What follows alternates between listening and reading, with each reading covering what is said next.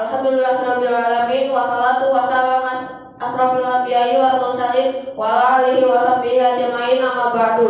Pada jamaah Masjid Al-Muhajirin yang dirahmati Allah Subhanahu wa taala, pada kesempatan yang utama, marilah kita panjatkan puji dan syukur kehadiran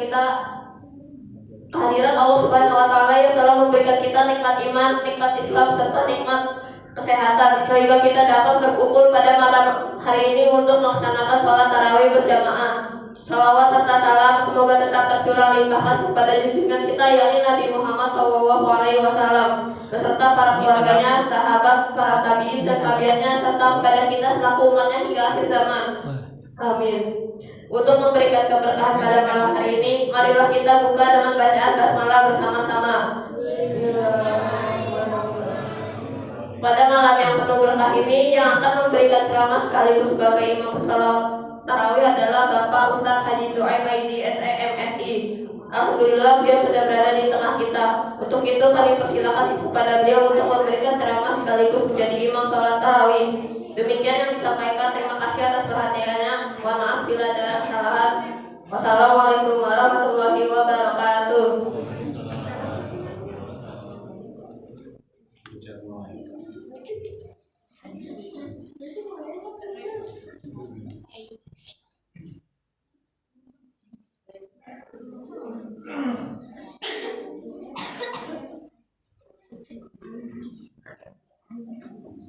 Assalamualaikum warahmatullahi wabarakatuh. Innalhamdulillah salatu wassalamu ala rasulillah nabiyina Muhammadin wa ala alihi washabbihi wa la haula wa la quwwata illa billah. Bapak Ibu dan anak-anak yang dimuliakan Allah Subhanahu wa taala, mari kita panjatkan puji dan syukur kita kepada Allah Subhanahu wa taala yang begitu banyak memberikan berbagai kenikmatan kepada kita yang pastinya tidak bisa kita hitung satu demi satu karena demikian banyak nikmat yang diberikan Allah SWT. Di antaranya tarikan nafas kita setiap saat dalam hal kehidupan kita sehari-hari. Sebagaimana Allah SWT juga sampaikan, "Ba'in ta'udhu nikmatullah la tusuha dan insana dzulmun kafar." Jika kamu menghitung nikmat Allah, niscaya kamu tidak akan mampu menghitungnya. Sungguh Allah benar-benar maha pengampun maha penyayang. Salawat dan serta salam semoga tetap tercurah limpahkan kepada junjungan kita Nabi Muhammad SAW serta seluruh keluarga sahabat umatnya yang tetap istiqomah melaksanakan syariat Islam sampai akhir zaman, dan semoga kita mendapatkan syafaat Rasulullah SAW di hari akhir nanti. Bapak Ibu dan anak-anakku yang dirahmati Allah SWT, kewajiban kita sebagai seorang hamba hanyalah bersyukur atas semua nikmat yang telah Allah SWT berikan, anugerah yang Allah SWT berikan dan fasilitas yang bisa kita gunakan secara gratis. Lalu bagaimana cara kita sebagai seorang hamba untuk bersyukur? Salah satunya ialah dengan melakukan dan menyebarkan kebaikan kepada semua makhluk di bumi ini. Allah SWT berfirman, "Fastabiqul khairat." Maka berlomba-lombalah kamu dalam kebaikan. Kita diperintahkan untuk berbuat baik tidak hanya kepada sesama manusia, melainkan juga kepada setiap makhluk yang ada di muka bumi ini. Dan itu merupakan suatu kebaikan yang mulia di sisi Allah SWT. Bapak Ibu dan anak-anakku yang dimuliakan Allah SWT, ada nasihat yang amat agung dari Rasulullah SAW kepada sahabatnya. Singkirkanlah gangguan dari jalan, karena itu adalah sedekah untukmu. Entah itu pecahan kaca atau ranting berduri atau apapun yang secara makna mengganggu manusia ketika melewati suatu jalan, maka kita diwajibkan untuk menyingkirkannya. Meski terdengar sepele, tentunya ini merupakan bagian dari ajaran Islam. Dalam hadis lainnya Rasulullah SAW bersabda, orang yang saling mengasihi antara akan dikasihi oleh Allah Ar-Rahman. Kasihilah penghuni bumi, niscaya kalian akan dikasihi oleh siapa yang ada di atas langit ini. Hadis riwayat Abu Dawud dan Tirmidzi. Bapak Ibu dan anak-anak yang dirahmati Allah Subhanahu wa taala, pertanyaannya adalah apakah boleh berbuat baik kepada seseorang yang berbeda keyakinannya? Tentu saja. Bahkan Islam menganjurkan akan hal itu. Berbuat baik tidak harus mengendalikan adanya rasa, royal ataupun cinta dari seorang yang kita baiki, karena kebaikan adalah sifatnya anugerah dari Allah Subhanahu wa taala. Dalam Al-Qur'an Allah Subhanahu wa taala menegaskan yang artinya Allah tidak melarang kamu untuk berbuat baik dan berbuat adil terhadap orang-orang yang tiada memerangimu, karena agama dan tidak pula mengusir kamu dari dunia. Sesungguhnya Allah menyukai orang-orang yang berlaku adil. Surat Al-Mumtahanah ayat ke-8. Ayat ini mengajarkan kepada kita tentang prinsip toleransi, yaitu hendaklah setiap muslim berbuat baik kepada yang lainnya selama tidak ada sangkut pautnya dengan hal yang peribadatan atau pelaksanaan ibadah masing-masing.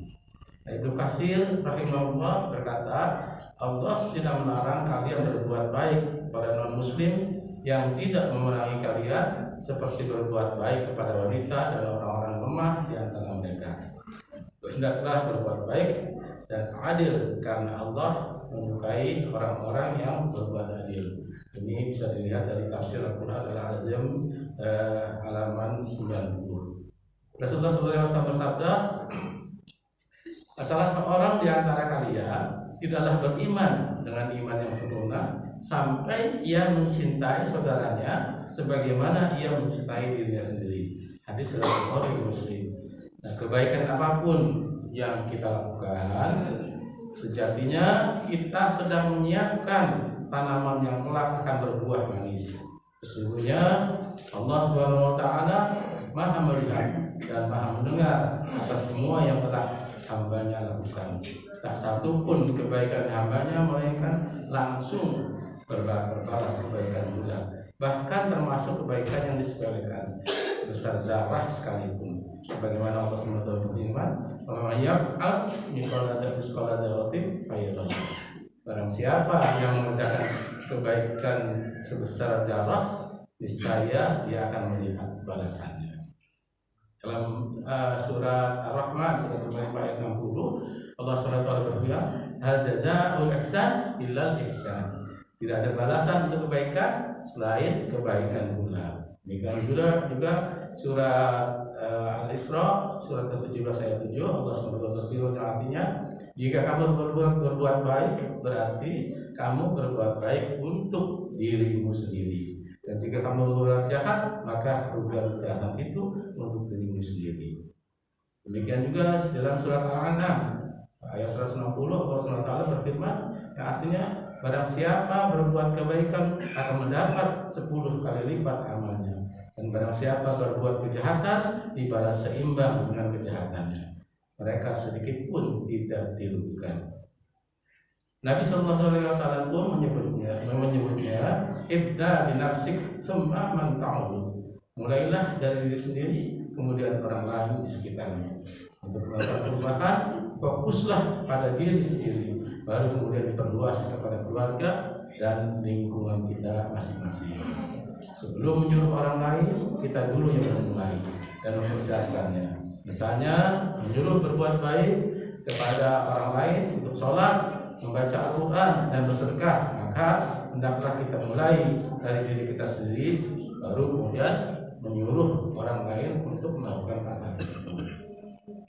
Di dalam kitab Fathul Bari, Imam Qurtubi menyebutkan dibelenggunya setan di bulan Ramadan tidak menjamin untuk tidak terjadi keburukan dan maksiat.